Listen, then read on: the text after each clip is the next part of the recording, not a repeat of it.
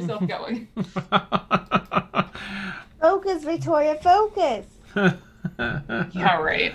Nice. This isn't supposed to be serious, right? No, not at all. No. No. It's where we Hey, have Ed. complete permission to let it devolve. Right. Although I don't know how much more off the rails we can go than our normal sessions, right? I feel like we definitely set a new target last night. Yeah. Look at me. I've got my notebook out as if I'm going to have to take notes. Oh, No, that's not. muscle That's That's not what work. this is. That's not what this is. No, so you guys might drop some lore that Victoria needs to remember. That's awesome.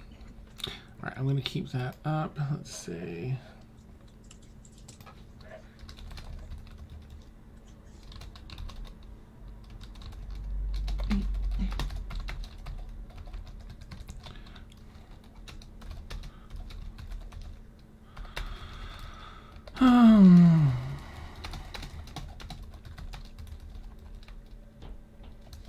Fun fact about me, I play Beth's understudy.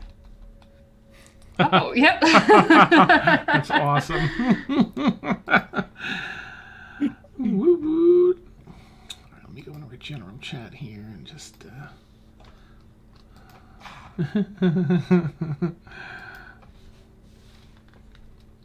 That's awesome. Okay. You both Bobby and Victoria today. I can do it. Yeah, absolutely. Yeah.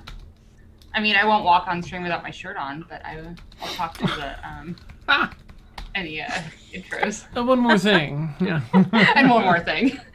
God damn it. Oh, it's so funny. Oh, excuse me. All right. Well, we'll give it a minute for some folks to come on in. Good evening, Warren and Horsey Toad. I hope you both are having a lovely evening. Oh, and Kim, thank you for the raid. Yay. All right. Well, with that, I guess I can put out the tweetsicle. Tweet. Tweety. Nice. Awesome. Oops. Okay.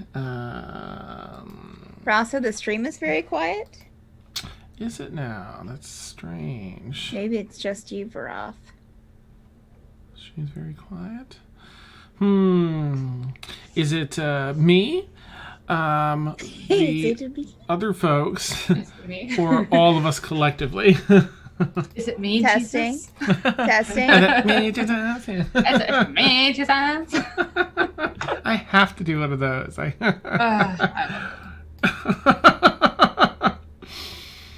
Oh my goodness, that's so great. Hello, Sir 87. Yes, all of the questions. And Rilvis, hello. Let's see. What's your safe word staff? First question of the night. Oh, What God. is your safe word staff? Personal? Ask from Kim. Chat has already devolved into chaos. Everything's fine. All right, I'm going to bring up these beautiful Squawks questions from our you do Discord. Windows. I'm so confused by Horsey's question. What won't I do? I do not have an MA on here, but we nasty, and but most certainly this is adult programming. Welcome everyone to Mad Bird Squawks, the premiere episode of our D&D therapy show, as Victoria coined it, where we talk about, we have some guests from across different campaigns, and now that we have 5 with another 2 on their way, we have lots of questions that want to be answered, so here we are. Tonight we have with us, on the top left, Victoria. Vic, would you like to say a little quick blurb about the character that you are playing, or characters and DMing and stuff you do? Oh, sure. So I play Maeve Riel on Tuesday nights in our All Evil campaign. She is an Eladrin glamour bard, and she recently joined the group, so only has been with the group for a couple of weeks. That's exciting. I've been playing with them for a while, but yeah. And then I do happen to DM on Sunday nights in our proper naughty campaign. So yeah, Nice. yeah. All right, exciting. And to the right of Vic is Sir Ed. Would you like to tell us a little about the character you're playing and any other that you've had? Sure. I play on Friday night's campaign, Stormfall, and I play a half-elf paladin of Helm named Galifo Ainsley, and I've been known to DM on occasion. And previously in this campaign, I've also played a human fighter named Felix. Oh, Yeah. yes. Felix. Felix has beautiful hair and is very good at doing one of these. As we learned early on. I guess it's canon now. Yes. Awesome. Felix is an excellent chef as well. Top-notch skills. And then in the bottom left corner here, we have Steph. Would you like to talk a little bit about what you do on the channel, Steph? Yeah, I on Friday nights I play Kaylin in Stormfall. On Sunday nights I play Ileana in Obsidian Scar. I sometimes guest on Saturday nights in the Court of Thorns, or at least I did the first episode, as well as Session 0. And then I also DM The Forsaken on Monday nights. Ooh, yes. That's all my busy. stuff Mad Bird related. Neat. Yeah, right. We should. Why don't you go ahead and if you want to talk about your channel and some of the other stuff that you do that. So I'd definitely like to get props to you and Vic. Oh, yeah. Well, I mean, I stream on my own Twitch channel, Stiff Skulls Art, where I play some games, mostly do a lot of art, like storyboarding and illustration. I do a lot of, like, D&D character designs or character illustrations, as well as, like, maps for D&D, as well as, like, emotes and badges for Twitch channels. And then I'm also on, since D20 is in chat, I'm also on in a campaign on D20's channel on Thursday nights. It's a small folk campaign where I play I guess I should say like what I play. But in D20's Thursday group, I play a goblin sorceress named oh god. You've reached D&D saturation. It's completely gone out of my head right now. Yerna. That's it. And then, oh God, is a great name for us. Says. Nice. Friday, I play Kaylin, who is a dwarf fighter / warlock. Sunday nights, Ileana is a ASMR paladin. Yeah. Okay, that's it. Woo! Nice. Awesome. And just to toss in as well, we Vic and Steph have both done a bunch of amazing art for Mad Bird. The emotes are Steph. Vic's put together a bunch of character portraits. Steph's done character portraits. You name it. There's so much more. And if you're ever listening to the TVMA warnings, that's Vic that put that together and did the voiceover. And if you ever see any really good like technology, microphones or cameras, that's probably from Ed giving expert advice to everyone behind the scenes. Like, over here, look at this. Yeah, you're looking to buy something, go this way. He is on point. He's our go-to guy. Okay. With that, we'll get fired up. So we've got a channel in our Discord, and I'm just going to put up our Discord again in case any of you would like to join us. More the merrier. We have Squawks questions, where we have some questions for tonight's episode here. And we'll also, pull from the live stream. We'll mix it up. So to start, we will go up with our Astrid Questions Fair game. That's awesome, bro. All right, the first question is from Emracina. I don't know if I've seen her in chat today. How did everyone feel? Yes, because everyone here was in the crossover this Saturday. Second crossover between our Stormfall campaign and the All Evil Curious Lament campaign. How did everyone feel meeting each other again for the first time, since there are a bunch of new characters? I'll say, Ed, if you want to go first, take it away. Sure. It was fun to see everybody just kind of come to a detente again. It's like, oh, okay, it's they're friendlies. It's okay. We don't have to kill them. Nice. Yeah, there was definitely a moment of, okay. Yeah. Who is it? Who's coming out of the floor over there? It just kind of feels like our like standard reaction to everything. Yeah. Excellent job, well done. Yeah. Awesome. Steph, how did you feel? I think it was nice for me because, like, with the first crossover, I feel like Kaylin felt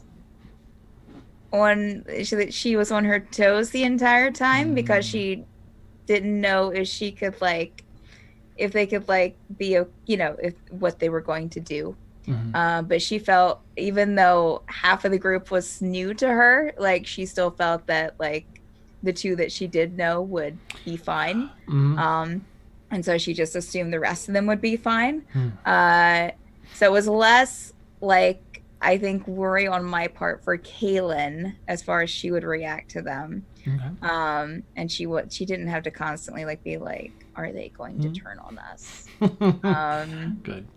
Which, yeah. So nice. yeah, but the new characters. I mean, she probably, I mean, Mavriel was fine. Nana D, she probably was kind of she probably didn't pay that much attention to just because of just the difference in personality. Marcon was, I mean, yeah, she was fine. It was fine. Nice. And from the other group's point of view, Vic? Well, for Victoria, it was fantastic because it's a lot of fun. But the last time we had a crossover, I was playing a very different character that has since caused a lot of turmoil in our group and possibly in the other group once they know exactly what's going on. But for, as Maeve, they were very interesting people. They seem to have some very interesting skills, but she was singularly minded, I think, during the crossover. So, yeah. Nice. Yeah. Awesome. How do you think Rhea would have felt if Ray was still there? Still planning her thing. Oh, if she had still been planning her betrayal. I think she... I mean, I think she would have seemed cordial and, would have worked with the team and would have seemed genuinely happy to see them. I mean, for her, she knew that they weren't fans of the Baron, right? So that's more of okay, put that in the back of my mind. But she knew that last time, towards the end. So nice. I don't know why you didn't like my husband. Oh my god, that's great. Yeah. Steph, how did it feel to hear that news? About Rhea was married to the Baron. Well, Rhea automatically got an X in Kaylin's book. Note to self: Kaylin keeps a book. Yeah. All right. Okay. Understood. Yeah. So it definitely got her attention, and she'll definitely remember it for sure. Interesting. Because she does not like the Baron. I don't know why. Baron seems like an upstanding guy. Yeah, but with her, sexy Rexy, man. With her, she is, and you might know this, but just for clarification, if anyone chat, for her, it's an association with the whole Ormia thing. That's something that she can blame, and that's someone that she can target. That kind of emotional devastation, on. Right. Whereas Ormia's just wherever, and whatever. So, I think in her mind, she blames, even though it's probably not accurate. In her mind, she associates the two, and she blames the Baron for at least part of what happened. I see. Interesting. And then he tried to like trick us in the cave, Yeah, and that's true. yeah, it just keeps adding on. It keeps adding on. Nice. He's a loving husband and partner. Most mastermind murderers are, sure. I love that the first time he was introduced was actually with Mina and Felix and M. Was Felix the third one there in the tilted shack? He was the guy with the toothy grin that Mina just up and killed. So this is what happened. I remember Felix being under the table, and then we ended the session, and I couldn't make the next one. So I have no recollection of the Baron encounter whatsoever. Oh, bummer. Oh. Watch the episodes you miss, Ed. There's so many little things tossed in. Yeah. Shame. Yeah, nice. Shame. Ding, ding, ding, ding. Yeah, that was fun. Yeah, because Mina went into her dark mode there and totally thought she just killed this random guy. And it's like, he's not dead. He's a vampire. Well, that's another thing. And then also the whole thing with like him, like kind of, I think he asked about a meal in the cave, like we were going to Tegradoth or going through Tegradoth and that little cold cave thing. Definitely, Kayla noticed that he was definitely like seemed interested in a meal. So yeah, very. Yeah. Fun. Good things. If you're not a current watcher, consider following and subscribing now. Yeah. Yeah. Miss any episodes? You can catch them on our YouTube. There we go. Yeah. This is all the goodness. Let's see if there are anyone's questions in chat here. I told D20, I said, I swear, if you have Dark Kaylin, like, try to seduce Sexy Rexy or anything, I'm done. I'm done. That would be amazing. Oh, that would be great. So good. All right, let me grab another one from Discord, and then there's one or two popping up here. All right, so I'll start with Ed. What is or whom is your favorite new character from the opposing group, the opposite group? If you had to choose a favorite. I actually really dig Mavriel just because there's such a departure from Vic's previous character. So that's kind of fun to watch. Nice. All right, Kim, how did you feel about seeing... so Steph, how did you feel about seeing your character on Cures? It was definitely interesting. I mean, Kim, of course, asked me about it first. Make sure it was okay. And I was like, yeah, go for it. Run with it. It was definitely weird. Like, yeah, especially like when you were like calling her Kaylin and everyone was calling her Kaylin, and I was like, like there was something inside of me that was like, it's not me. That's beautiful. It's not me. You're gonna find your face on a wanted poster one day. Like, wait. Yeah, I have a feeling this might bode worse for my Kaylin than it ever will her Kaylin. Oh, that's awesome. I'll have a good night. Night. Redundancy. All right, let's see. All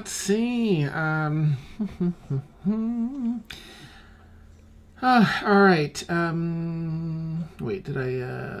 Right, let me continue on. Sorry. So, Vic, who was your favorite new character from the opposite campaign? Oh. Well, not a new character, but was not there for the first crossover. And that has to be Blueberry Pancake the Third, right? I mean, has to be. I mean, just such a fantastic concept for character, and then on top of that, Beth plays it so beautifully, and then you get the beautiful story arc. So yeah, no competition. Nice. Yeah. Blueberry rocks. I'm so glad. Well, I don't want to spoil it, but I'm so glad, and it's such a shame that, just in case you haven't watched it, the ending of Blueberry's Arc. Steph. Sorry. No, just kidding. Steph, who was your favorite new character from the other campaign? Going just off of what Kaylin would have saw in the crossover and not me watching as a viewer on Tuesday nights, probably I would say Mavriel. I think, and I think it said something that Kaylin was okay with, like, taking Thaxel to Mavriel, like in that underwater acid water thing. Right. So she obviously kind of felt that Mavriel was, at least from what she saw in the crossover, was like a safe bet and, okay. If it would have been Nana D or Marcotte, I'm not sure, but yeah. So they're probably Mavriel. Okay, nice. All right, let's see. We've got some DM questions, but let's see.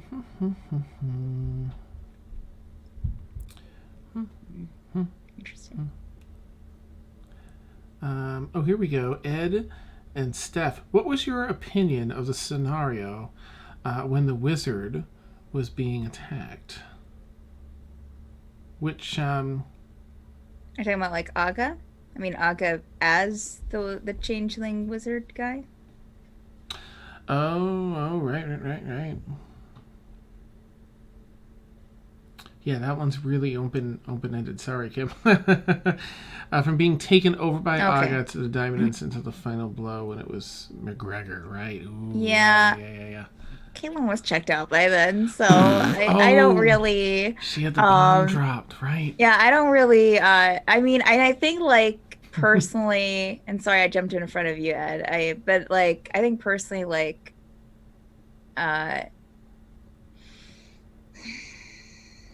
I don't think that she liked it. I think even though, like, it was obvious that, like, this was a changeling, and she stood there and watched, like, Aga kind of take over this body with the, with the whole transference thing and the stone. I feel like the whole, like, everyone just attacking, the body, didn't jive well with her, even though she knew it was, it had to be done. Like, I think that on top of what had just happened and that she was kind of in a very emotional, fragile state at the time, just kind of impounded everything as like, this is a wild situation. And she was just continuing to disassociate at that time, probably because of that. She might have recovered faster if that hadn't have happened the way it did. But because it happened that way, she just kind of like, this is like crazy and I can't, like, she just couldn't process it. Interesting. Galator was ready to jump in, actually.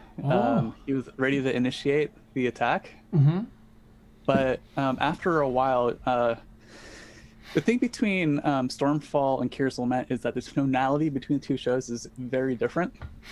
Yes. And as a player, just like stepping back for a second and realizing that this was definitely a Kira's Lament moment, and understanding that was a very interesting like trigger for me. It's like, okay, I'm gonna step back and let them shine for a second. Neat.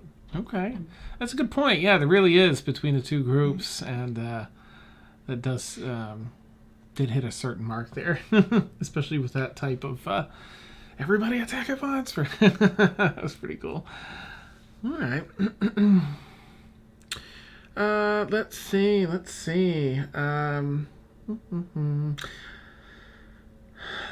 Questions. Okay. For Vic and Steph, is it more fun? you found it more fun to play or DM? Asked by Varoth. Go ahead, Steph. You can go first. I don't know. I think both aspects have. I think both things have certain aspects that are interesting and fun and valuable. I think.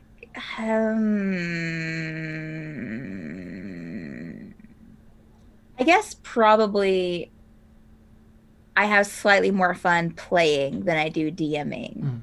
But there are a lot of aspects of DMing that I enjoy, like, kind of creating these aspects of the story to kind of, maybe connect everything together and kind of throwing things in there that are interesting for the characters that I'm DMing. But probably I emotionally get more involved in the playing aspect. Nice. And Vic? Well, I'll say that, okay, so on days that I'm going to play my PCs, there's like this excitement and enjoyment where I can just roll up 10 minutes before game time, right? And I just have to play this one character, and it's a lot of fun to do that. But then, then when I DM, I don't know, there's an excitement because it's like all the work's already done. I just have to show up. I don't have to make any decisions. They just, I just get to watch everybody else sit there and worry about whether or not they're doing the right thing and laugh at to myself because I know what's going on in the background. It's probably, oh gosh, it's actually probably a little bit more DMing for me than playing. I really love playing, and I love the like ensemble collaboration. But I don't know. I like sort of helping others mold their story. It's fun. Neat. Dan, you can answer that question too, sir. Yeah. Oh, okay. Let's see. I don't know. It is a really difficult question because I enjoy each so thoroughly, but for entirely different reasons. The DM, I love the world building. I love my slow burns. I love it when they pay off. Oh my gosh, it's so amazing. But I also thoroughly enjoy like a character arc and engaging in different, the whole character development piece and having a single character to just fall into the mindset of and just be that for a few hours. I don't know. I feel like they're both at one. It's not 50-50, really. They're both like at 100%, just differently. Love it. Yeah. To add to that, I think that like another interesting thing for me as far as like enjoying playing more than I do DMing a little bit is because like playing with my PCs, like there have been times that I have like sat up like or laid in my bed like an hour or two post game and just been like, what just happened? Let me process this. Nice. Whereas I haven't yet done that as a DM. Okay. So yeah. that adds something there. That's a good point. Yeah. Oh, that's fantastic. All right. Horsey, I see your question. I'm going to just take this one because it ended up being such a divisive moment. Having, Rain be... the question is, what would have been everyone's reaction if Thaxel had harmed Rain? I feel that it's sort of... been a bit of an eye-opening thing seeing chat's reaction. I think that the existing reactions were A-okay. Oh, everybody, I get those buns up to bed. Yeah, bring your balloons because there's balloons down here. All right, well, don't make a bunch of noise. Anyway. Go to bed. Nice. Yeah. Look at that time. So while I think, of course, Rain plays a child in the campaign, she's also a level 15 cleric or whatever. So if a level 15 cleric, regardless of whatever their current state is, starts attacking spells, I think that I would want to stop them if it were me. So I'll answer that one for everyone because it ended up being sort of a divisive thing in chat and stuff that night after going back. So I honestly feel, I mean, you know, she knows going in that she is a character in a world that's fighting. And if you're going to start, you know, attacking, people are going to attack back. I think everything was done beautifully with Thaxel. And if it had become more, it would have become more, you know, and that's part of it, knowing that you're going into that kind of a setting. I do have to say I loved Galathor's use of the timeout. I was just like, I just wanted to stand up, like, that was amazing. Mic drop, man, mic drop.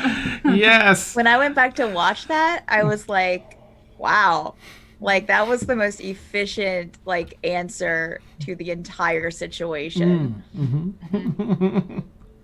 Well, as long as, you know, we knew that Rain would be okay with that and wouldn't like just disappear forever into another plane. Yeah. Yeah. Thankfully she came back. Yeah. For sure. Yeah. Frank was instrumental in that. He dropped a little hint that could happen. I'm like, oh my gosh. Oh, Frank. Oh, behind the scenes here, but awesome. Nice. Teamwork for the win. Nice. It was beautiful. I love that Galathor, you know, went back and waited at the stairs and was really, you know, supportive in the whole thing after. Like, okay. Nice. Let's go do this. All right, so let's see. Gosh, we've got a lot of DM questions tonight. So let me just see if there's. Kaylin, how did you feel about Emmy's portrayal of Kaylin? Do you feel like she did a good job portraying Kaylin? I mean, I gave Kim asked for some like basics for Kaylin beforehand, and after I said it was okay, and I mean, she did it good. I mean, she was very like, you know, kind of quiet and to herself, and writing in her journal was great. That's perfect. That's 1 point for Kaylin. I don't know if that's, I mean, I've been trying to watch, but I'm not sure if that's like a usual Imari, you know, character thing, but it played into Kaylin pretty well. Nice. And and even a couple of her answers, I think, because she was saying to, I think it was Mavril, something about like, you know, honesty, and I was like, okay, all right, yeah, okay. It went well. Still weird, but it went well. Yeah. Nice. Let's see. Gosh. All right. Dominionus asked, do you ever have problems as a DM when you need to switch between different NPC personalities? I guess a few of us can answer this, huh? Go ahead, Vic, if you want to go first. After you. Oh gosh. Yeah, I'm pretty sure I've probably done it on stream where I've thought I was playing one character and had to stop myself.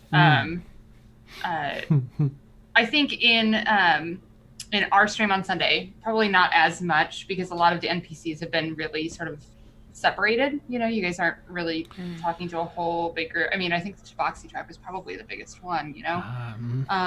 But I have had problems in the past. I'm sure in the future, as the group, you know, meets more people and has more people involved, it's gonna happen. Nice. Ed, are you currently DMing an offline game, or are you playing in? I am about to start a Star Trek Adventures game as a player. Nice, awesome. Do you have any insight into that? Because I'm pretty sure you've done a fair bit of DMing, right? A little bit of DMing. In fact, do I have? I have like a bunch of these. Here they are. NPC cards. Oh, so nice. Like a little good tool. If you see if we can open this. You can kind of clip like a portrait of an NPC to your DM screen, and then just put notes on the back if you need to. Oh, so like that's a cool little trick for that. Nice. I really like that. Yeah, I also love how handy that was. Like you had it really accessible. That's really impressive. You need to drop that link somewhere, my friend. Yeah. We'll do. Ooh, You should see the state of my desk, though. That was like that was divine intervention right there. Yeah. That's awesome. I need those in my life because all I've got are random charts everywhere. Oh. I have Posted Pinterest everywhere. boards. Crazy. Yeah, Ooh. Pinterest boards. Yeah. Nice. Cool, yeah. How about you, Steph? Do you ever have problems as a DM when you need to switch between different NPC personalities? I think right now I'm kind of along with Vic as far as Obsidian Isles go. Like you guys, your NPCs have been pretty. The most thing that I can think of is when Silver and Gimbal were in the college, and I had to like randomly create like three college kids at like all in my head with the fear of that they were going to hit every room on that dorm floor. Right. And I was like, I started just like writing down names, writing out quick descriptions. Nice. I was like, here we go. Here we go. I'm going to have to create an entire college campus of kids that they're going to be asking Shanad about or asking about Shanad. So, but yeah, most of them have been spread out though. But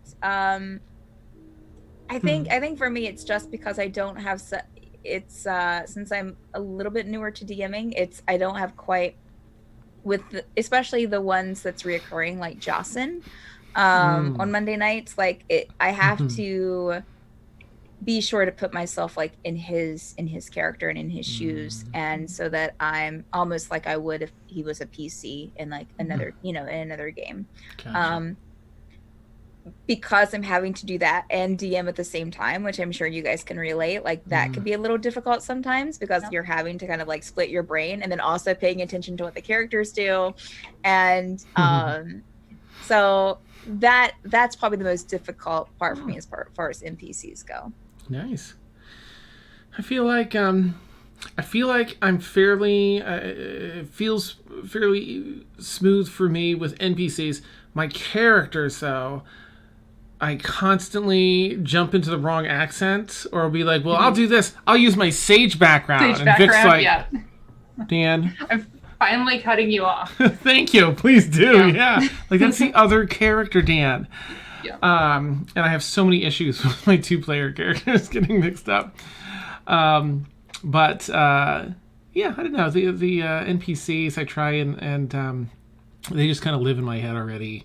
And they're different aspects of me. One of my favorites is Roger from the Wizards College of Ephron here in the Stormfall.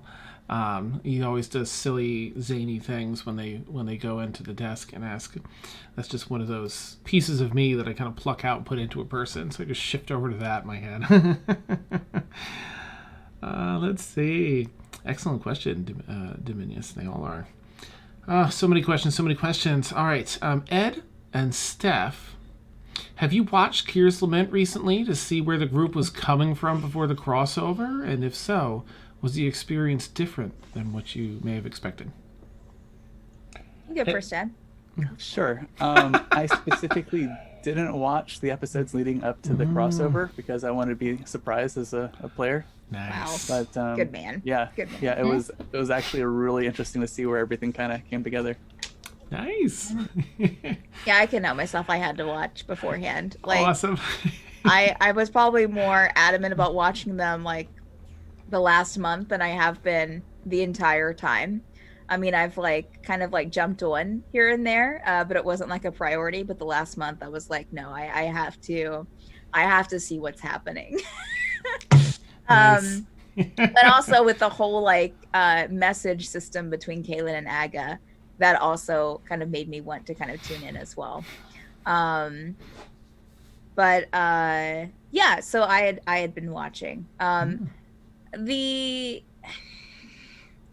I didn't really have that much of an expectation as far as like how it would actually go down during the crossover. So I would think that it probably went about as chaotic as I thought it would. Awesome. That's such a good description. Yes. Chaotic. I don't know if the fans know, but the crossover has been a long time coming. It's been in the plans for like, what, 2 months or something like that? Yeah, 2 months, yep. Well, Dan's had them in his head for like, since like the first one. Nice. Yeah. That's so exciting. Yeah, it does, because it takes 2 months. It takes a month of me getting my ass in gear to put the calendar up. Yeah. No, but sort of. It takes half a month, and then it takes another half a month to just double check with everyone to get a day. And both times we've had a crossover, there's been a single day out of every time available throughout the months that has worked. So it's what, but hey, I'm not complaining. There's been a single day, and that's fantastic. So there are actually, just to put out a little tease, I don't know. There are 4 of these machinations crossovers. We've done 2. There are 2 more planned. First one was Damnation, and the second one, this one was Revelation. And I should have pulled it up. I believe the final one is called Salvation. I tried to make them all fun titles like The that. third one has a scary name. I think that Yeah. scares me to the core. Wait, it's what? Here we go. I just need this to... Oh, okay. Let's see. Here we are. Don't make sure I'm not sharing this document off. That would blow so many independent Please, Dan, things. share it out. Nice. Screenshot. Everyone get ready to screenshot. Yep, Damnation, Revelation, Redemption, and Salvation. Not as scary so- as what I thought. Maybe it was, yeah. I don't want redemption. My question Sort of to evil. I know, right? We don't need that. To players then would be, do you feel that this particular crossover lived up to its name of Revelation? Yeah. I mean, yeah, there were a few things revealed, absolutely, at least to Kaylin's perspective, as far as because we had been chasing Ricari for a while. Yeah. And to kind of and that's what I was thinking afterwards. I was like, wow, Ricari was that a change. I mean, not that he wasn't powerful. Aga kind of nipped it in the bud. But I think that at least in my mind and in Kaylin's mind, I had made him to be this huge, gigantic thing. Right. But just to see that it was just, again, even though I'm sure he's powerful, just a changeling, that was right there in front of them, in this tower. It was definitely interesting. And then the whole false Ren thing, and but also finding out that about Rhea, and and that they're connected to the Baron, somehow they have experience with the Baron as well, and the Curious Lament group does, and and the whole tower thing was interesting too. Oh yeah, the true purpose. How did you all feel about the true purpose of the tower and the Omega curtains? I think it was cool. Cool. Yeah. I wasn't expecting it. And for a second I was like, wait, we're just going to be stuck on this tower for how long are we stuck here? No. Nice. No, the circle's all scratched out. What do we do? That's cool. Playing computer RPGs, you have to level up to a certain point before you unlock fast travel, and that feels like that point for us now. It's like, nice. okay, we've gotten exactly there. You're in. Yeah. I'm excited, because Mavriel looked at all of these revelations. She had no idea what was going on. She has no context to any of it for Kiers, any of it for Stormfall. So she's like, oh yeah, sure, whatever. But fast travel, yeah, she's down for that for sure. Nice. I how do you feel about the tie-in between understanding the Omega curtain now? Does that change your perception of the world at all? Or as was a everyone... DM in the world? Yeah. Even though I kind of knew. Yeah. As a DM in the world, yeah. Now you know what you're in the middle of. Yep. Thanks, Dan. Neat. All right. Let me Turning into Dan's product survey. I'm gonna have to go back and watch that revelation, I guess, because I think I was I, as a player, was checking out because Kaylin was checked out. Yeah. Because I tried to like only, like I only take notes of what Kaylin knows and hears, and so I try to stay very character focused. So I'm going to go back and watch that to like get everything. Nice. I'm reading my notes about the Omega Tower right now. Nice. Let's see. So Coffee Man has some questions in Discord, which are pretty great. All right. Let's start with Steph. So, is Ileana interested in Lennox or just enjoying the show? Wow. Coffee Man went there. Great. Great. I think here's the thing. Lennox is being a tiefling. I think that makes him extra interesting to her because again, like coming from her background, she was always kind of taught that like tieflings are like of like, the hells and those types of creatures would kill you. They're thinking about is killing you and or taking advantage of you, and so she's not used to them, and so to her, like, it's very kind of associated with something that was kind of forbidden before. And so now like it's getting to that, so now it's at that point where it's like, okay, like it's interesting and it's fascinating. And he's not trying to kill me. He's actually kind of a decent guy. Nice. And then on top of that, he has a nice body. Nice. So I think if it was like, say like a human that had been shirtless, she probably wouldn't have the same reaction. Yeah. Because it's kind of that forbiddenness of it. Yeah. And nice. That it's just kind of a lot. Yeah. So interesting. And probably, and who knows what kind of books she's reading. So oh, right. Oh yeah, someone's got to get into that. Yeah. That stash. Victoria knows. Oh, right. That's awesome. But yeah, so it's a lot of things together. Awesome. That's pretty cool. I like that. Ed, Coffee Man asks, your characters are in that range where they have the power to affect the world around them. What does Galathor want for his endgame? Oh man, that's like the ultimate question right there. Yeah. Galathor is being pulled in a bunch of different directions right now. He's trying to balance his dedication to Helm. He's trying to balance protecting the party, the fact that there's like potential world-ending villains out there, and then also trying to decide what he wants for himself. And all of those things are kind of like in opposition right now, but his short-term goal is trying to figure out what the heck he wants. Yeah, I don't know if he has an end game right now though. Surviving, maybe? Just like the rest of us. Nice. Yeah, it's definitely a big question. Yeah. All right, and Coffee Man also asks, Victoria, is Mavriel actually evil in the All Evil campaign? And does that make her... interests lie more... And do her interests lie more with the Unseelie Court?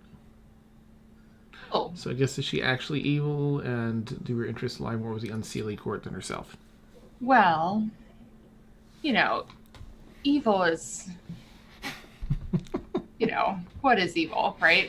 But, she doesn't think she's evil. I would say she's evil for sure. We haven't really seen it because she's relatively new to the stream, to the campaign. I think it's been hinted at. I don't think it's hard to... I don't know. What do you think, Dan? It's not hard to guess what she's trying to do, right? Or at least the basic. Yeah. Like, it's pretty clear she's recruiting followers for something. And, she has no problem with acts of violence against innocents, which we've seen. So yeah, I'd say for sure. I know she seems nice and sweet on the outside. She just likes shopping and drugs and rock and roll, but nice. Yeah, she's pretty evil. All right, very interesting. Let's see. Horsey Toad asked Vic, Steph, and Ed and Dan, would any of you ever consider making the church? Oh, I see. Vic, Steph, and Dan, because we're DMs. Okay. Would any of you ever consider making the Church of Thaxel canon and not just a fun chat thing? I'm going to jump on that first and just say that when Stormfall hits level 20 and they finish all their stuff, everyone's going to have the option of, staying. Hopefully folks want to stay, but maybe folks will be like, no, we're done. We're burned out. And then same thing for Kira's Lament when they hit 20. And they can either attempt a God mode sort of thing or redo characters and we time skip. We advance time to maybe a generation or two later. And if that's the direction that Thaxel goes in at the end and she wants to be queen or wants to be worshipped or whatever, and things go that route, I have no problem adding that to the Pantheon. But I don't know. What does Steph and Vic think is for your campaigns? I'll say for Tuesday night, Maeve's not going to let that happen because that competes with the Church of Maeve. Nice, nice. And for Sunday, I mean, I think Thaxel would need to become. She's only been to the Isles the one time on a brief stint, so she would have to actually make her presence known there. They're kind of tucked away, yeah. Neat. And Steph, any thoughts on your campaign? Yeah. Church of Thaxel. I mean, we would have to sit down and have a talk about this and have some rules and guidelines, done up and some, but I mean, why not? Why not? Nice. All I can think of is that episode of Rick and Morty when the big talking heads became, they had the Church of the Big Talking Heads. Yeah. Nice. Yeah. Awesome. All right, let's see. I'm going to jump over to Discord for a few more questions. Right. Unfortunately, I wasn't able to get Beth here tonight, where some folks had asked to hear about the Astrid Felix ship. It was such a beautiful thing forming early on in the campaign. Aww. She's still out there. Felix is still out there. Right? Or Felix is at the keep. Wouldn't that be great? Oh my gosh. If she I mean, this could still happen, guys. Oh. It could still happen. Yes. We just have to make it happen. I remember that when they were in that dream realm thing and they had to fight, and Felix had purchased that wakizashi for her. Yeah. And she did that, she got a nat 20 on something and did a drop kick. I forget, but as Felix fell, the wakizashi slipped out of his in her pocket, and I'm like, oh. Yeah. There's so many beautiful moments like that. Oh. Yeah. It started from the very beginning. Even from episode 1, they were picking on each other. Right. And one of them tripped the other one, right? Wasn't that Felix? He stuck the lamplighter out. And then when we were feather falling into a hole, I think it was episode 1 or 2. And Astrid pushed Felix. That's right. We already had Featherfall cast on us, but we were all waiting to jump, and she just pushed him. The things we remember. That's awesome. All I have to say on the matter is tall ships passing in the night. Nice. I mean, Ed, that's interesting. Felix and Astrid, and then it wasn't too long after Galathor came in the picture to where Arryn and Galathor kind of, there was a whole ship sailing for them too. You just inspire ships, Ed. Yeah. This is true. Yeah. Awesome. Let's see.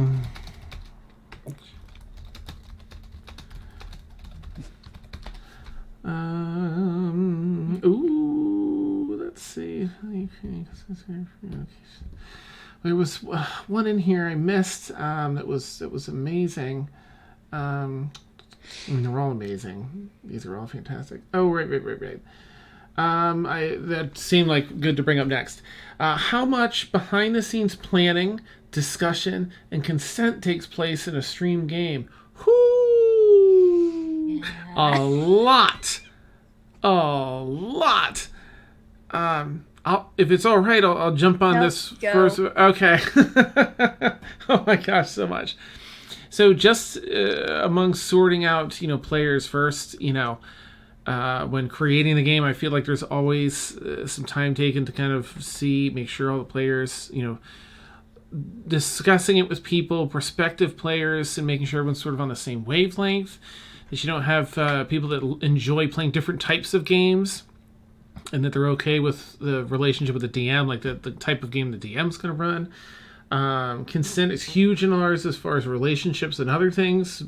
Checking with people first, checking with people about on the fly things. Like if a moment comes up and they want, is it okay if, we're not planning it, but can I do this? And then always discussion is vital, because to us, it's all about having fun and everyone being able to have fun. We always have a list of everybody's big no's that they do not want in the campaign, that they're completely uncomfortable with, or otherwise triggers for anything, in their lives, that we make sure we discuss openly. Or the DMs. I know both of you have setting up your games as well. As I meant both of your games as a player. So I remember this. And very good about, okay, here's a list of absolute no's and being on top of that. And when issues arise, everyone's really good about, bringing it up with either one another, with our DMs, and having that discussion. Because, there is sometimes a fine line. Like, everyone is so good at role-playing. So good. I don't even know how on earth I managed to get so many amazing players for these things. It's ridiculous. I don't know. And so it's easy to, when one's invested in the character fully, to those lines can get blurred sometimes in intense moments. And those are how our campaigns go. They get pretty woo. So discussion is huge, because you need to be able to be like, oh, just to clarify, this is, me, not this. And what's really great is being able to plan it out beforehand. So when you're in the moment, you already know, like, we're role playing this. And but everyone's really good about having fun and sorting that sort of stuff out. Is there anything that Vic or Steph you want to add to that? Actually, yeah. I will say that I don't know if it's because it's these particular groups of people, or if it's because we stream it and there's just this like extra layer of wanting to tell a good story. But I will say, in games that I've played in and games I've DM'd before that are offline, have not had some of the long game behind the scenes stuff, between like character and DM in such an intense way that we have here. Like Dan and I, we were planning for, months. Like we were talking for months about stuff for Rhea, right? And 3 months. and Obsidian, and Obsidian Scar, like when spoiler, when Derek died, I knew he wanted to be a Tabaxi, like way beforehand. It was like we had discussed it from the moment they had done that. And there's other things that people have talked to me about that I know aren't going to come up from many, many levels, and it's really fun that everyone's so invested in their characters and want to, elevate the story that much. Nice. Yeah. Right? Yeah. Steph, anything you want to add to it? I always catch you when I'm like replying something Sorry. on chat.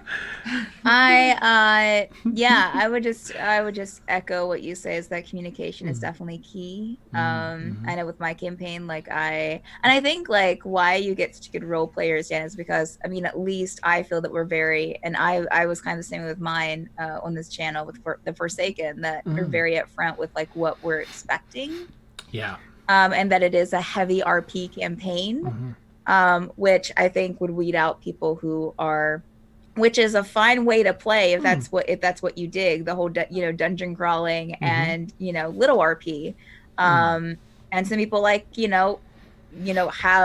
we have some players that play that one time during the week and then have our heavy RP sessions with Mad Bird, on another day. But I think since we're pretty clear about that to begin with, and then just, getting everyone's triggers, and anytime that I have something that affects, and Dan does a good job of this too, like anytime I have something that affects like someone's story or someone's character, like I always contact them beforehand. We have a lot of players that like also, we feel free to contact each other. Like I know that we've had characters who have like, for characters reason and story reason, have acted out like during the session, and then like afterwards been like, or even beforehand been like, hey, just so you guys know, my character's going to be acting this way because of this, this, and this, and just so that you expect that and understand that it's not you as a player or your character, it's just how my character is reacting to this situation. So I think that's another good thing to do. So yeah. Nice. Very good point. Ooh, such juicy questions. I love it. All right. Let me just scan chat here and see if we have any other.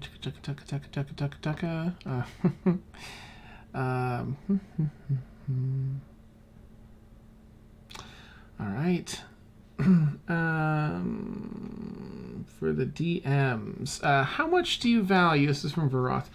How much do you value creating /having customized art for locations and NPCs?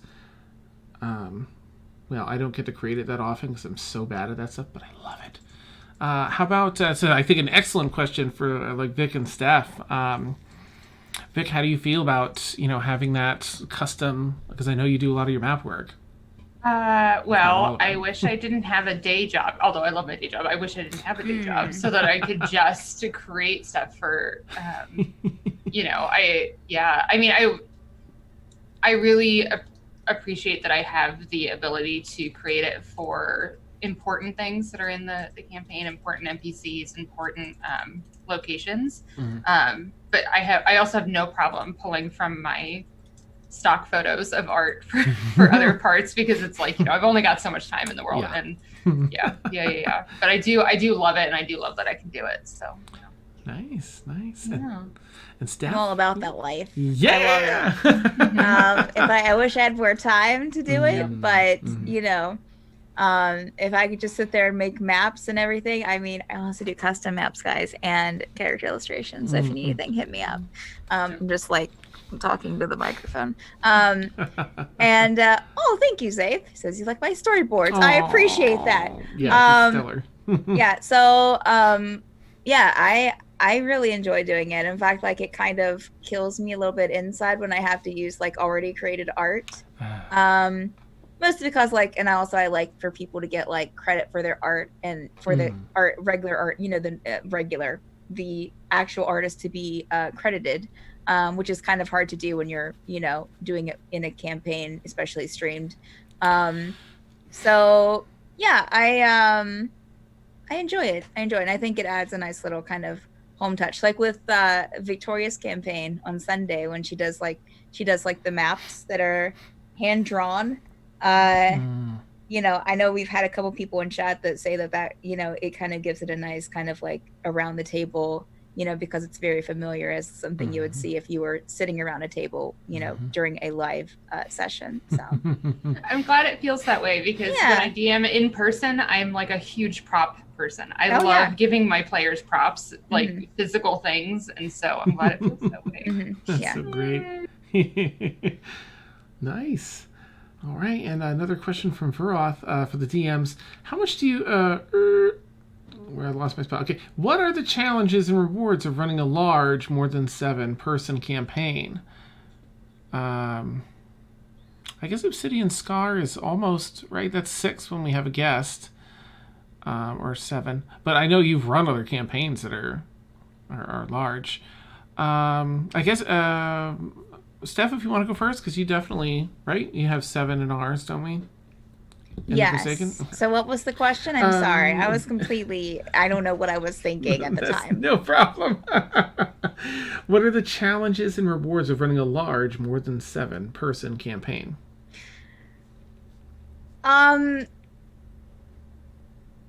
it's a lot to keep up with. I mean, because like I like to, and I haven't, mine hasn't been going on for that long, but I like to like work things in with with my characters' backstories and like what's going on with them into the sessions. And I try to fit as much of that in as I can, but it's hard when there are 7 people. And then also like one thing that's, and Dan, I'm sure, and and if anyone who runs a 7 or more campaign could probably attest to that, it's also difficult, especially if the party gets split at all, when focusing on the one group and then also putting focus on the other group. And especially like if you have a couple people doing one thing, a couple people doing another thing, a couple people over here, like if it's like a more of a relaxed time than like a fighting time, it's hard to like for instance on Monday I had kind of there for a bit, I had 2 people kind of running back and forth. I had 2 people in a cell. I had 4 people out by the stables, outside the gates of the city. And just, and then that group merged. And we just have 2 now that's separated. But just like, thinking, okay, I have to check in with this other group, even though they're not doing anything. I just have to make sure that they don't have anything that they want to RP or that they want to do, because otherwise they're just going to be sitting there for 2 hours, just watching things happen. So, and also I think, and I haven't had a problem with this, but like, just my experience of like, also like making sure that certain things with like characters, like certain story pieces don't take too long and don't take up like an hour and a half of of your session, and then just leaving the rest of the characters just like twiddling their thumbs. Yeah, that's all I have to say about that. Nodding emphatically. Vic, how about you and your experience? Challenges and rewards? I mean, for me, when I've DM'd larger groups, I find that I feel like I have to sort of restrict what I'm doing in the story, restrict how many NPCs I have in play, because I already have so much going on in front of me.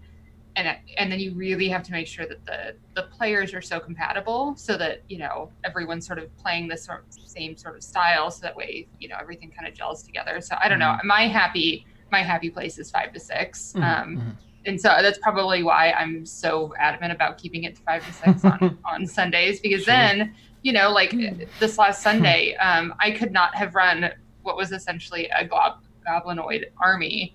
Plus having the party split, that would have just been way too much if I had even more characters than we already had. Like, it was just insane. So it's also a battle. You have to kind of count on battle taking up a lot of time. Yeah. Yes. Which is, I also didn't expect you guys to battle on Sunday. I was like, oh, wow, okay. I was like, okay, we'll just do group initiatives because they're not actually going to battle. We're just trying to figure out what everybody's doing. And I was like, yeah. But at that point, I was pot committed, so I'm like, I guess we're doing it this way tonight. Nice. Yeah. That's awesome. Yeah, I feel pretty much the same. The battle, keeping it moving enough where one player isn't waiting there to do their next battle turn. And I still struggle sometimes with keeping an eye on not focusing too much on 1 or 2 character arcs, and not, of course you can't do too many at the same time. We're part of going everywhere. Finding that balance, and even in a session, making sure that, and what are you up to, is something that I've gotten a little better with over time, but still struggle with. As far as the rewards, I think that being able to intertwine a lot of these stories and having more of a party dynamic, because there are more players in the party, is interesting, because sort of to tie in with Mabel G's, one of Mabel G's questions, as DMs, do you ever get sick of the stoic protective character archetype, or how do you embrace that in your game? Sort of segue into that. Sorry, it's a terrible segue. I love I like people being able to do whatever characters styles they want, and everyone's really great about playing true to them. I love moral quandaries, and I love challenging players to see whether they'll stick to their morals or commitments, or working in gray area. Not like, are you going to do this thing that obviously you're not going to do? Forget that. But you get them in like a really tough predicament where they're choosing between two things that feel equal, but you can only get one, and one's going to be disaster. One's going to be, it's never going to be a real win. To see like how and where they're going to go and how important their goals are. So if everybody played that same type of stoic protective character, I would probably just have a field day. Like, oh, you're protective over this. Okay, cool. Well, let's just work some of this. And I always try and do it based on character choices too. Like, watch the character, make interactions with people, build up their own story. I'm like, yeah, there's that beautiful tie, that red thread. Yes, I'm just gonna pluck on this, and oh, it's so great. Yeah, that's also another nice thing, just having them just being able to sit back sometimes and let the 7 characters just kind of like character it and just it's chat. So true. That's the best. It really is. If you have a lot of personality and 5 characters, you can just sit back and let the 5 characters. Yeah, and I think that's another thing I was thinking about is that it also, because like there are some people out there that like to RP, but they're more of the quiet RPer. Like, they have their certain moments, but then a lot of times they just kind of like, their characters just like standing there, or they just kind of like soaking it in. And I think like having, the 7 or more characters kind of allows, and with lesser, but it kind of allows that those 2 players that are more like that to kind of be able to do that and not feel pressured to be like always on point and always have something to say. Nice. Kind of tying into that, when you have so many players in combat, there's a lot of like minutia between the different character classes and things like that. How do you guys handle that? Do you all just have to become an expert on the player classes, or do you leave it up to the players and try to flow along with it and look things up as you go? Yes, Vic, or whoever's going first. I leave it up to the players. I mean, like, I will look things up if they're questioning something. But usually, like, I'll tell them before, like, when we're setting the campaign up, like, if you ever have any questions about, like, your class or anything like that, always let me know. And then if they have questions while we're playing, like, I will start looking up things and trying to help them. But otherwise, unless something seems completely off, I haven't played D&D for a long, like, it's been like 2.5 years now, I think, maybe 3. But, you can kind of tell when something seems kind of off, with like stats that they're giving or something. Not that they're purposely doing so, but that they just misunderstand something. And so then I'll start looking it up. Otherwise, like, I just expect them to kind of know their crap, They're adults. They can take care of themselves. Yeah, I'm an adult. Sage looks around. Yeah. yeah. I mean, I will just second what Steph said. I mean, it's, I feel like I have a pretty good handle on the classes and things. Spells a little bit less because I play less spellcasters, but I just sort of expect everyone to know their stuff. If they have a question, I'm happy to look it up. And if we don't know what it is and it's going to take too long, I just make a call and follow up with them afterwards. Like, hey, I made the wrong call. It was actually supposed to be this. We'll just do that in the future, kind of thing. So nice. My brain skipped tracks and I've completely forgotten the question you just asked, Ed, and I was just sitting there like, ooh, that's such a good question. And you all just answered and I've already forgotten. So this is how my brain works sometimes. What was it again? Just managing different character classes in such a large campaign. There's so many. So sorry. I was like, ooh, yeah, I've got an answer and everything, and then I read something in chat. Clicked, what like, happened? Poof. Too distracted, Dan. That's why you can't read chat when you're streaming, Dan. I can't. Oh my gosh. Yes. Oh my gosh, it's slipping away again. Stupid brain. I swear, it's something definitely wrong with it. Different rules and stuff. Yeah. Somebody feed him some more coffee. I know, right? It's empty. I do feel that I don't know. I do try and have a basic understanding or a decent understanding of the different classes. I've got all the main ones down for the most part. Warlock is still a little bit, anything with like crazy mechanics. And the higher level y'all get, the less I know about the higher level things. But because in the campaigns I run, there's anything published by Wizards of the Coast, anything official like that is allowed, and there's so much now that there are a lot of things. I have not looked up all of those things by any means, and for everything outside of the player's handbook, I'll just sort of give it a glance when we're setting it up. And it's one of the reasons I like to set up characters in Fantasy Grounds with the player, so I can look at all the stuff being added. But then I leave it up to them for the most part, unless, I'll go along. Like if someone's like, "Oh, I'm going to do this," I'll open up the spell they're casting and I'll read it. Or I'm going to use this action. I'm like, "Oh, that sounds cool. That sounds really cool." So I'll open it up and read it. Not in a double checky way, but add it to my knowledge kind of way. Mm-hmm. It's a really good question, Ed. Yeah, I do the same. Yeah. Nice. Let's see. Oh, right. I don't want to miss Vic's wonderful question here. Galathor and Kaelin, separately, I think, or together, if Galathor and Kaelin got to go on holiday to one of the other campaigns, which one and why? Go ahead, Galathor, if you want to go first. Oh, gosh. On holiday? Yikes. Jolly holiday. I'll have to be honest here. I'm not too familiar with all the other campaigns. I've tried to keep. Whoa. I'm kidding. I have a 9 to 5. I have a 9 to 5 job. I know. I'd probably have to roll the dice.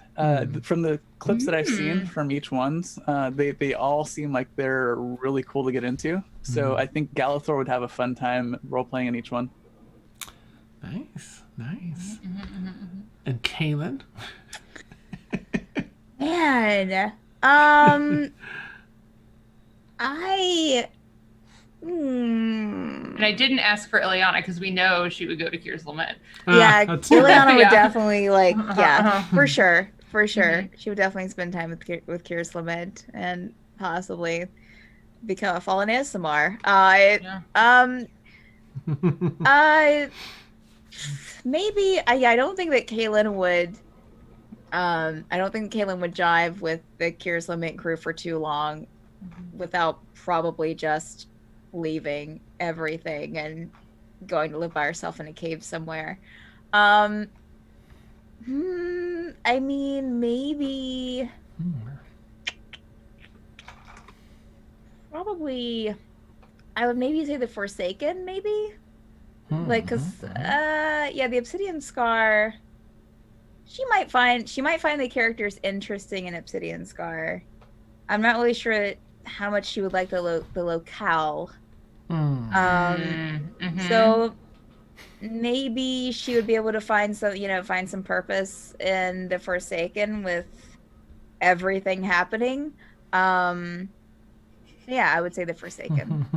I'm laughing because it's supposed to be a holiday, but she's finding purpose on her holiday. Nice. Well, that's Kaelin. It's perfect. That's amazing. Victoria, what would your answer be? Oh gosh. Right. I would say the Obsidian Scar for I could see that. a couple of reasons. Yeah. I could see that. Yeah. I mean, she doesn't know about those unicorn ponies, but Yeah. Oh, we're so Yeah. cute. oh my god. Oh, But God. yeah. And we saved him. Ileana. Loud. That's so Stupid fantastic. Unicorn ponies. They were one of a kind. They were the only ones of their It only kind. took 2 days instead of 8. It only took 2 days. Oh, I That's love how true. done Ileana is, but Oh, also man. instigatory. Poke, Oh, she is No, the- she's not an instigator at all. a subtle No way. instigator. I've No. definitely seen her be like, "Oh, in this." She is. Mhm. She is. It's so great. I love it. I told, not to derail us, but I told Dan earlier today that Ileana is the dad of the group because she will stir the pot, but not let anyone know she's stirring the pot. But then when they get themselves in trouble, she'll be like, "What's your problem, buddy? You did it to yourself." She's the dad. She's the dad of the group. Yeah, I can see it. So on point. Let's see. Horsey Toad asked, how do you DMs feel about getting story or character ideas from outside people? Well, Ed, if you want to take that first, since you also, do some DMing, of course, I'd be interested to hear. Sorry, could you repeat the question one more time? I'm so sorry. Yes. How do you feel about getting story or character ideas from outside people as a DM? Outside people as like other players or other. I'm just trying to understand the question a little bit better. Yeah, Horsey, is that just like from players or just from people in general? Like in our case, viewers.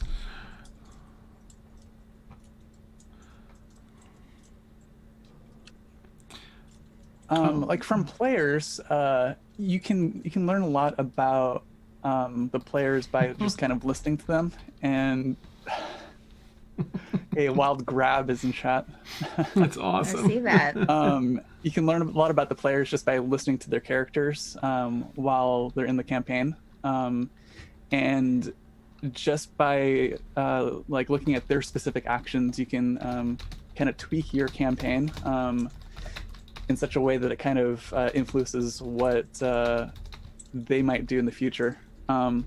Like a really dirty DM secret is that the players never know what you've planned because it hasn't happened yet. So if something comes up where they have a really great idea or they influence you, they don't have to know that they came up with it. It could have been something that you planned all along. I like it. Yep. Like ponycorns. Definitely wasn't a roll on a random table. Nice. Steph, how about you? What are your thoughts on getting? Oh gosh, I scrolled down. Yeah, I forget how it was worded. It was inspiration from outside sources. Yes, story or character ideas from outside people. I don't have any problem with that whatsoever. I mean, I guess like that's a very broad statement, and that could be anything. Like I'll look at Pinterest pictures and get ideas. Like viewers, he clarified. Oh, like viewers. Sorry, I mean, like down. I'm okay with like players, like if they have ideas, of course. Viewers, like I guess if it works. If it works into what I'm already if it works into the story and what's happening, then sure. I haven't ran across that yet where I've seen like an idea from a viewer or an idea from someone outside the game that I've been like, oh, I'm going to use that. Yeah. But I do also get ideas like off of like randomizers, other things. But. I'll say to the part of the question that we made up for ourselves, there are definitely people that I know that I've turned into characters in my game as sort of like an homage, including like family members and really good friends, and they know that they're a character in my game because it's just like fun to do it. But in terms of like ideas from viewers, I think I'm notorious about not paying attention to chat when we're playing, either as a character or as a DM. I have ADHD. I can barely handle what I have in front of me. I cannot look at at what's going on in chat. So if you're messaging me, like adding me in chat, I'm so sorry that I'm missing it, but I just, one too many things. Yeah. Nice. No, I do the same thing. I can't. Yeah. I've given up trying to pay attention to the Twitch chat during Mondays. I'm sorry, guys, but I can't do it. I can't do it. There are too many things up on my two monitors that like I can't do it. Yeah, it's like the beautiful mind over here. I'm sure it's the same way. I've got sticky notes and there's just shit everywhere. I cannot handle that one extra chat. Yeah. Nice. Yeah, I can barely keep up with like Zoom chat. Usually like I see it going true. and I'm just like I'll just glance at it and see if there's anything like directed at me, and if not, then back to my notes. Moving on. Yep. Same girl, same. We Yeah. screw around a lot in our private chat to begin with, so just trying to keep up with everything is a challenge for sure. That's a good point. There's an unspoken rule that DMs don't go into the video chat whilst DMing. You just can't unless you're invited. When something's extra funny. Yeah. But yeah, definitely. I'll get pulled in if I try not.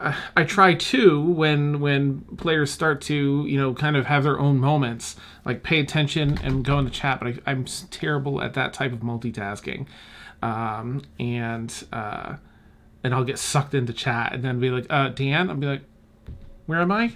There was a question posed to me. Oops. Yeah. Sorry. But as far as like the original question, I guess it's interesting to hear everyone's answers. I guess I'm sort of uptight with it then, because the only thing I like being added from an outside source are like sprinkly flavor things. The names, maybe a name of a shop or this and that, unless it's something intentional with a stream, like, hey, sub, I've got things in the works, you sub this long, or you do a cheer of this and you can name, something fun and interactive like that. Otherwise, the story's like my baby, and I very much like it. It's like an extension of me to the players, and I know it's going to sound super creepy because I'm making it sound in a different type of intimate way than I'm intending. I don't know how to articulate it properly. But I love sharing that, and it's sort of like a me to them kind of thing. So having other people offer up things doesn't vibe. Not with as me. creepy as what you prefaced it to be. I was preparing for something much creepier. Knowing you, I was I was preparing myself. Nice. Oh, that's awesome. All right, let's see what else we've got here.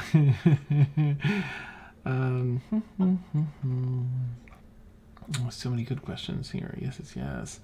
And that's clarification.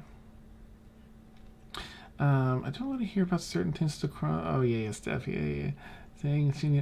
Oh. Do you want Maeve and Calathor to hear as a topic, Steph? Like Maeve getting the thing. Like Maeve got the thing in the crossover, and I thought that Ed also had Ed, not you, you didn't. Galathor had an interesting didn't he have a conversation with someone about his purpose or something? Yeah, that's what I thought. In campaign or in the crossover, right? No? Did you not? I don't think so. Is Kaylin reading people's minds again? Interesting. Interesting. Nice. I don't know. Okay. All right. Well, how about Maeve? Maeve, do you want to talk? Of course, please, as players, don't feel like you have to spoil it. Give anything if you feel too spoilery. But yeah, what about the thing you got? So she did get a thing. I'll say that it was she didn't lie. She does not lie about the fact that she went shopping, but she certainly picked up multiple things in the tower, some that she doesn't really care about, so that others might not pick up on the fact that she was going in for something very specific. So it was her whole purpose in going to that tower is to grab that one item. So and what was it again? It was it's called a hunter's organ. That's what. Okay. Yeah. Nice. Meta knowledge on hunter. Can I tell them the meta knowledge of what a hunter's organ is? Okay. Yeah. For those not familiar with you probably all know, so I'm not trying to be like. I don't know. Okay, so all right. Please. It's one of the organs in charge, like in an electric eel, for creating the opposite polarity to create the actual charge in an electric eel. Oh. Oh gosh, I guess I can't spill any more because there's more to the name of what it is than just the as far as the creature that it's from. Yeah. But I don't want to You can say the creature it's from. I mean, unless you want to keep it secret. Oh, I don't care. Nope, I just didn't want to. That's fine. Yeah. No. It's fine. Yes, it's a Kraken's hunter's organ. That's why it's in this big jar and stuff. Yeah. And they create a huge light. So it's definitely very hard to get. Very hard to get. To defeat a Kraken, successfully remove this organ without damaging it, and then preserve it is why it was in the Omega Tower. Yeah. So thanks, Caitlin. You came in clutch. You just don't even know it. Great. I'm glad Caitlin could help. Yeah. Out of character, have we encountered said Kraken that this organ is termed down? How many organs does the Kraken have? A lot, yeah. Oh, okay.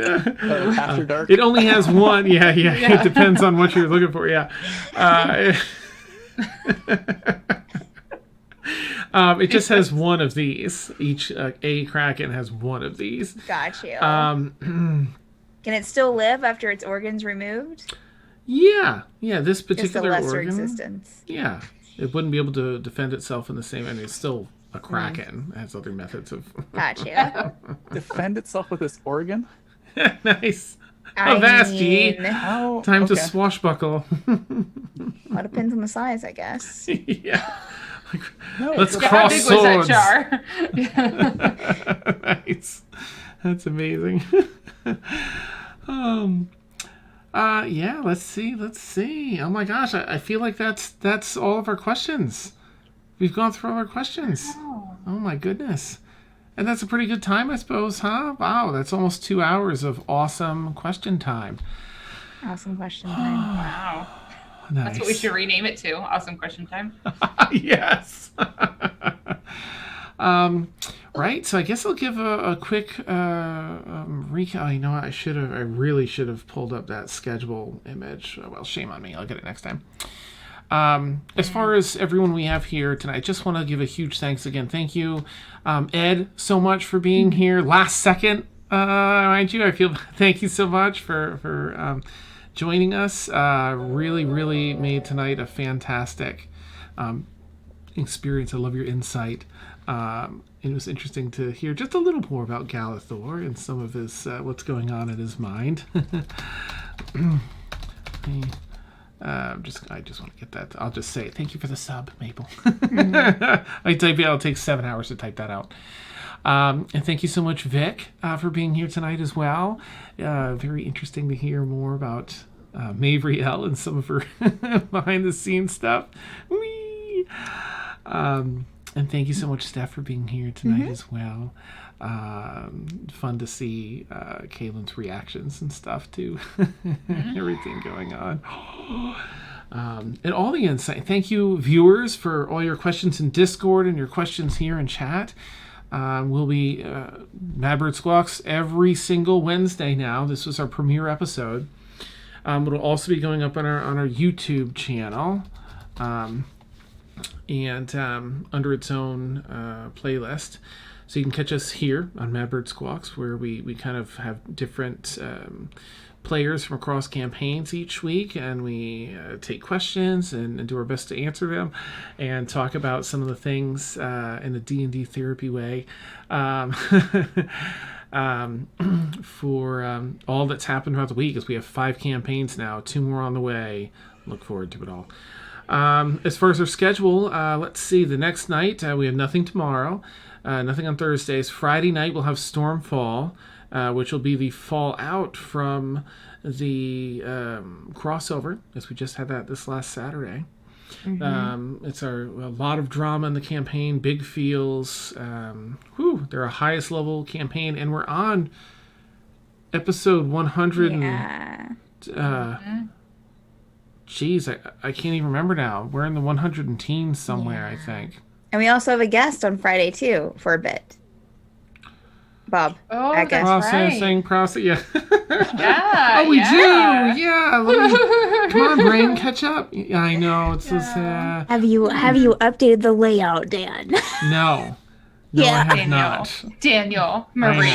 It is know. Wednesday. Do you want me to remind you tomorrow? Please, yes, thank you. You all know me so well now. If you Thank remind him It in the makes me morning, happy. I'll text him in the afternoon. Awesome. I can see it now. It's like 10 p.m. Oh, crap. Nice. Yeah. Oh, wait a minute, guys. One more thing. God damn it. Yep. I'm going to have to do the Zoom. Well. When we do it, I guess we'll see. So catch us, yes, every Friday night for Stormfall, 10 p.m. to 1 a.m. Eastern. Every Saturday night, we have Court of Thorns, which is also 10 p.m. to 1 a.m. Eastern. That's a brand new campaign. Just set episode 1 after the crossover this past Saturday. Kim, D20 TV, DMs that. Every Sunday night, Victoria here, DMs Obsidian Scar. 10 p.m. to 1 a.m. Eastern, which is a proper naughty campaign. Oh my gosh, if you're, cover your ears if you're not, your virgin ears if you don't want to hear all the... On Sundays?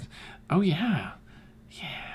Okay. Be nasty. Well, I feel like Tuesdays is worse, but Tuesday's okay. probably worse Tuesday sometimes.